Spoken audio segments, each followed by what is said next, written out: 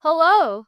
In this video, you'll learn how to create and insert documents into a collection in MongoDB. There are two methods that we can use to insert documents into a collection: insertOne and insertMany. Let's start by inserting a single document by using the insertOne method. To use the insertOne method, you will append it to the database and collection name like this: db.collection.insertOne.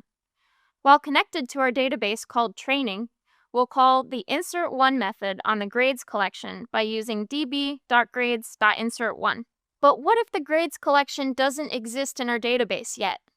Luckily, MongoDB automatically creates the collection for you when you use insertOne.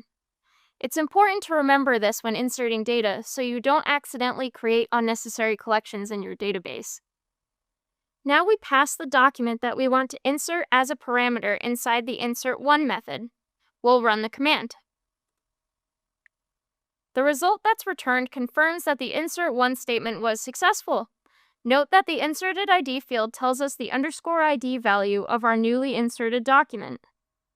Every document in a collection must have an _ID field, and its value must be unique. If you don't provide an _ID, like in our example, then MongoDB will automatically generate one for you.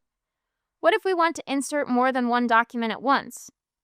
MongoDB has a method called insertMany. It looks like this. As its name suggests, insertMany inserts multiple documents. We pass in the array of documents we want to insert, each separated by a comma. Let's open the shell and examine the insertMany expression. First, use the insertMany method on the grades collection with db.grades.insertMany. Remember, insertMany expects an array of documents, and each document must be separated by a comma. After we run the command, we'll get a message confirming that the documents have been inserted. Like insertOne, MongoDB auto-generates a unique _ID value for each of the new documents. Let's recap what you learned in this video. First, we inserted a single document by using the insertOne method.